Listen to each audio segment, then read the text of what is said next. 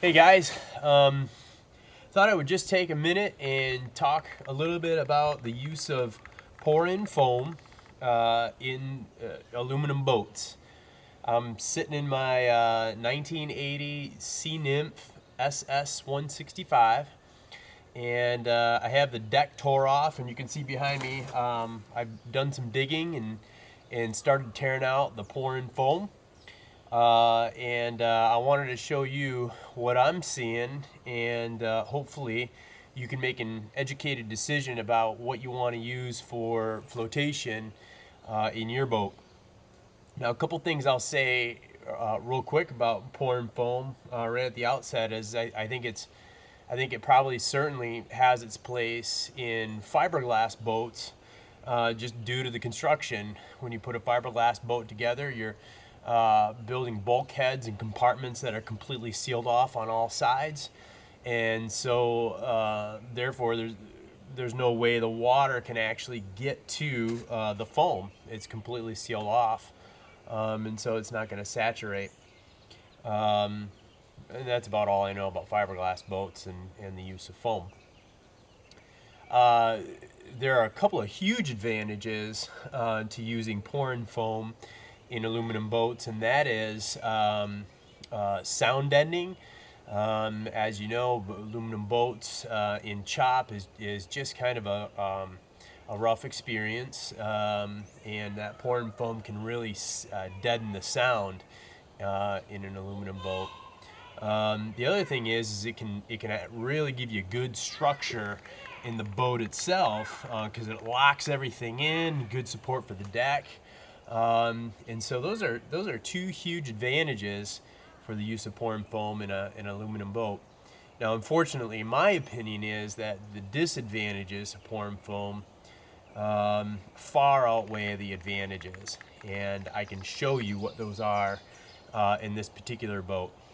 Let's take a look. So you can see that I've started tearing this stuff out. Now, most of this stuff, kind of this big pile right here on the top, came from the stern of the boat. You can see over here, I've got this big block sitting here of foam, and there's one just like it sitting right there. And that's what most of this is. Now, by and large, most of this stuff is fairly dry. The top portion, you can see this was what was sitting on top of this foam block. The top portion, you can see that there's water coming out of that. And this is sitting at the very top. It's not even below deck. Now, the inner portions of this was actually pretty, it still feels pretty damp there. The inner portions were fairly dry. The middle sections of this big block here was pretty dry. But the top and the bottom were completely saturated. Probably the top 1 inch and the bottom 2 inches were completely saturated. Now, down here you can see this is what the deck looked like underneath this pour-in foam. Look at that. I mean, that is just horrendous. And the main problem there is if any water gets in here, the water is just going to sit in between that foam that was up on top and that deck. I mean, this is like wet mulch. I mean, there just is nothing to it at all. That water just gets trapped in between those two layers, and there is nowhere to go. It has absolutely nowhere to go. I mean, look at that. That is just horrendous. The foam block was basically sitting on top of this up here. And you can see back here on my transom, the foam was basically backed right up to this, so any moisture in there, it just basically got trapped in between the foam and that transom. Look at how bad that is. That is just absolutely horrendous. So that was that section there. Now, the section back over here, I actually dug out a section in between these ribs here, and you can see, look at the water in there. This is just amazing. The water has the bow is sitting up high, and it has positive drainage all the way to the back, but you can see this is just like a dam. There is absolutely nowhere for this water to go. So any water that gets into this boat is going to be completely blocked off.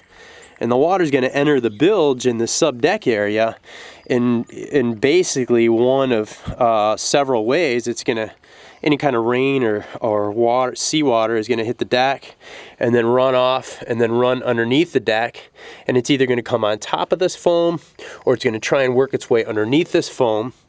And it just has nowhere to go. There is absolutely nowhere for the water to go. You can see all it's going to happen is it's just going to sit there forever and ever until it starts to saturate into the foam or evaporates one way or another. And you can see here, I just started digging this out just a little bit, and you can see here, look at the water. I mean, that's just tremendous.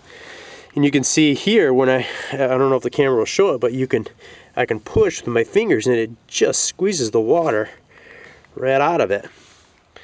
And I would tend to think that foam that is that saturated would be entirely useless. It really doesn't make any difference if it deadens the sound or provides some structure to the boat. If it doesn't displace water and it adds a ton of weight to the boat. So some of these pieces that I can pull out of here, I mean, some of them you can kind of squeeze them out like a sponge. I mean, that's just tremendous. That is amazing. So in short, pour-in foam flotation, in my opinion, just has absolutely no place in an aluminum boat. We have to have some kind of displacement method, some sort of material to put in there that has to be able to drain. When you're pouring foam and it gets in there and it just blocks any kind of water flow from the hull of the boat back to the bilge and then over the side through a bilge pump. That process cannot be stopped or slowed down. It really doesn't do any good at all, in my opinion, to do pour-in foam in these boats, unfortunately. So that's that. Look at this big mess. Just a big mess. It's a real bummer too, because I think pour-in foam would be sweet given those positive aspects that it has, but when you have that going on, it's useless. There's really no use for this kind of foam to be in the